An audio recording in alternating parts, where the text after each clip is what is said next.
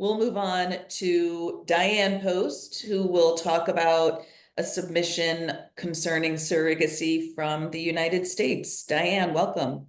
So I made four main points. And the first point is that the fundamental basis of human rights is violated by surrogacy, because the underlying purpose of human rights is to maintain the inherent human dignity and strive for equality of all persons. And in many of the treaties, it says actions that promote sexism, racism, or colonialism are prohibited. Well, surrogacy does all of that. It is the replication of a pattern of wealthy countries having citizens of poorer countries do their work for them. The surrogacy targets are poor women in need of money. They are treated like breeders and the children as commodities. Women's bodies themselves are the capital in this capitalist model. And impoverished women do the one thing that they can do to survive.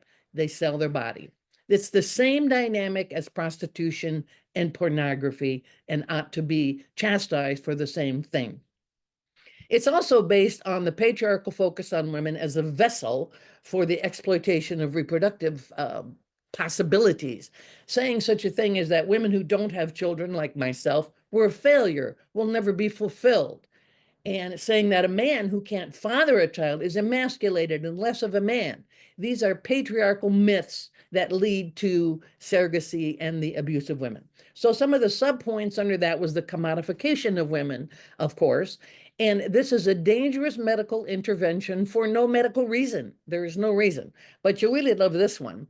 There is one article by a professor of philosophy in Oslo saying that we should use women who are brain dead as whole body surrogates and put the zygotes into the organ, into the uterus, and just have the baby be born, even though the woman is brain dead.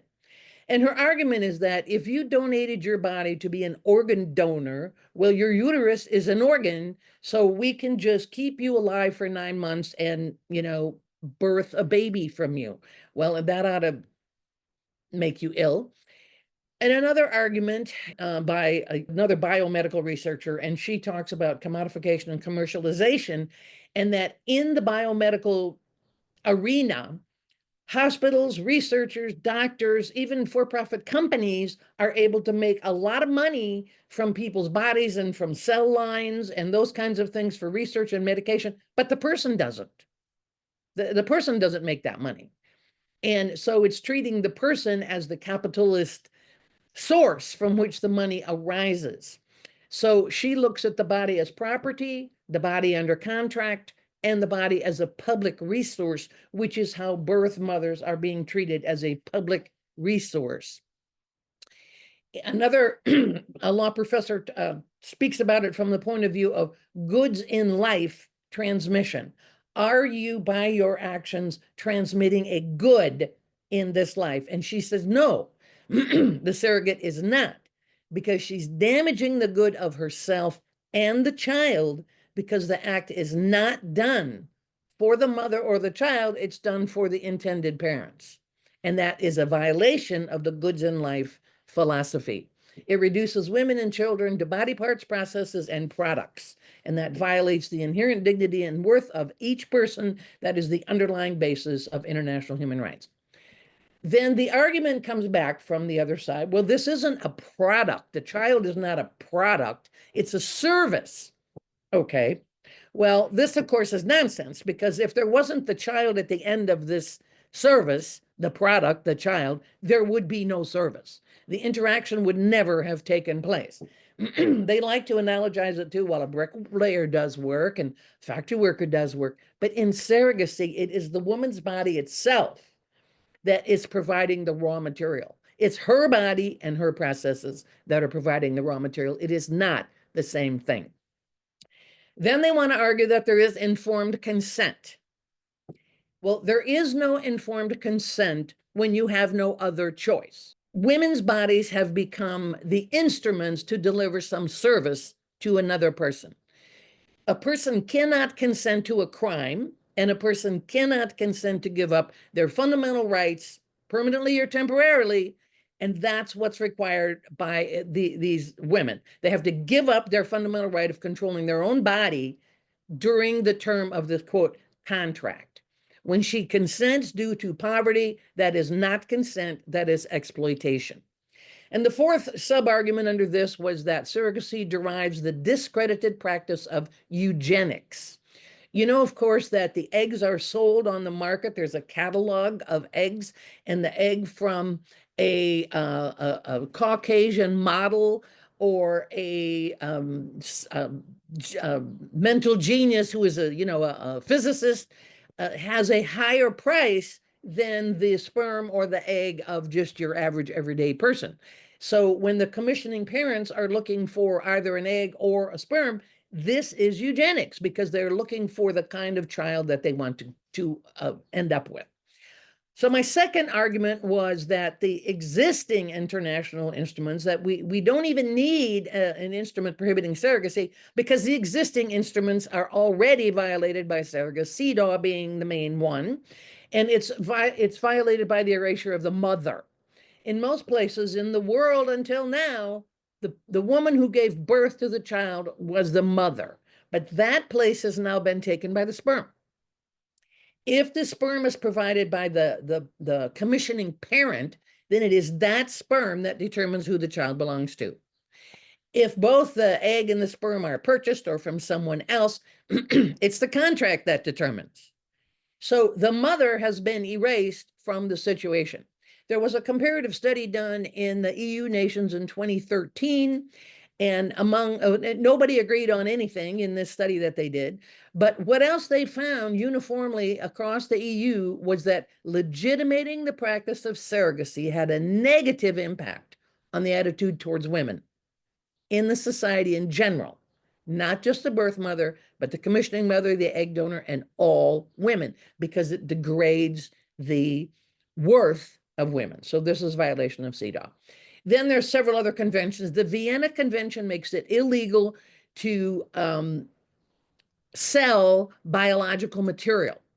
Well, this is exactly what is happening. They're selling biological material, whether it's the egg or the sperm. That's exactly what they're doing in most of these cases.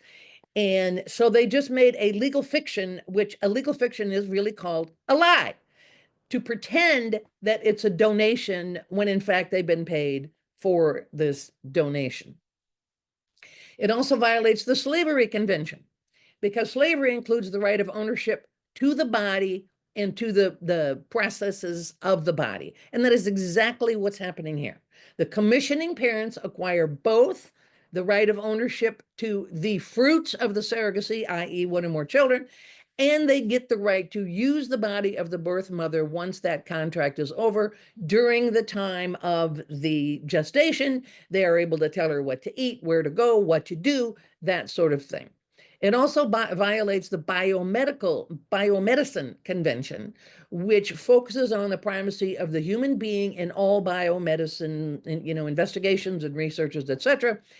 And they also say that biomedicine should not be allowed, or they actually say medically assisted procreation shall not be allowed for the purpose of choosing a future child's sex.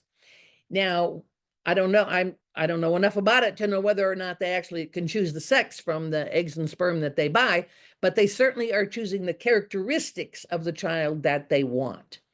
And last, under this section, comes that, well, as I told you, they argue that, well, it's just a service. They're just doing a work. It's like they talk about prostitution. It's just work. Yeah, well, if this is fee for service and it's just work, then it should be covered by the International Labor Organization Convention as work, right?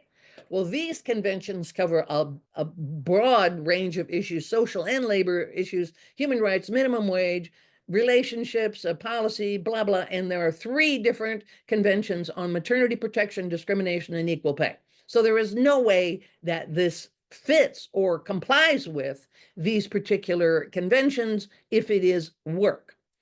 All right, so that was those arguments. Then the first and second set of arguments of my 4 points that I made.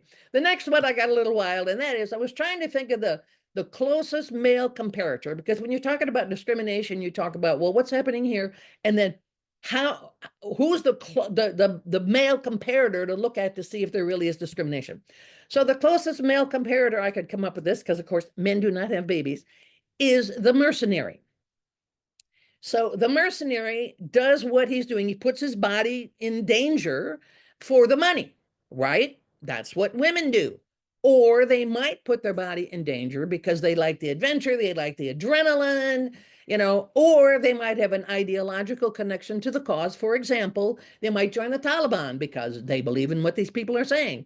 Or they might go to Ukraine and defend it. I actually know someone who did this, went to Ukraine to help Ukraine defend themselves against the Russians because they had an ideological, in this particular case, a familial connection with Ukraine. So they were going to defend. But it doesn't matter. So women also might have a altruistic idea or an ideological or familial connection to decide to do what they're doing. But it doesn't matter in mercenary, because regardless of their intention, whether it's a good one, a bad one, or no intention at all except to make some money, it is prohibited. It is a crime. It's not just prohibited, it is actually a crime. So some will argue, oh, but the mercenary is committing aggression and hurting somebody, and the birth mother is helping someone. What if they went to Ukraine to help them in self-defense? They're not hurting someone. They're trying to protect people. What if they went to Palestine to avoid genocide? They're not hurting someone. They're trying to protect someone. So it's the same argument. So men are not allowed to risk their body for this, but women are. Why? Then I went out on the limb. And that was, I looked at animal breeding practices. They have more protection than women in surrogacy. In the bull agreement for a stud bull, they talk about insuring the bull and making sure that afterward the bull is restored to full health. In the guidelines for ethical breeding practice for the Siberian Husky Club, they have a lot of provisions. They say that breeding is not to produce a litter, so you may not even work. So you pay in advance, whether there's a litter or not, you pay in advance. They also set an age requirement on the female and requirements on how frequently she can be impregnated. And they insist that the breeding is to produce a better dog, not to increase the sales of pups. Well, of course, all we're doing in surrogacy is increase the sales of babies. Now, this part I particularly like, and I've been arguing about this for a while. The purchaser should be investigated to make sure they have the proper careability. Here, the commissioning parents or the purchasers are allowed to just purchase. Nobody is checking into them to see what kind of people they are, or will they, in fact, abuse this child, harm this child? What do they plan to do with this child? There have been cases where sex traffickers and child abusers tried to have women have children for them, so they had their own child to abuse. So also in these ethical practices, the breeder must allot time for socialization and play with the puppies and the mother before taking them away. Well, that doesn't happen. That bonding is not allowed to happen with women, of course. And also on are they capable of doing this? They must follow up for a year after with the buyers of the puppies to ensure they're giving them safety and proper treatment. That certainly none of these things happen with women. So in conclusion, it's a decentering of women from the birthing process and centering men. And I ended the presentation by a quote from the 1999 Sweden Sex Purchase Act. It was enacted with the rationale that, quote, gender equality would remain unattainable as long as men buy, sell, or exploit women and children by prostituting them, unquote. The same is true for surrogacy. As long as men can buy, sell, and exploit women and children, there can be no equality. Thank you.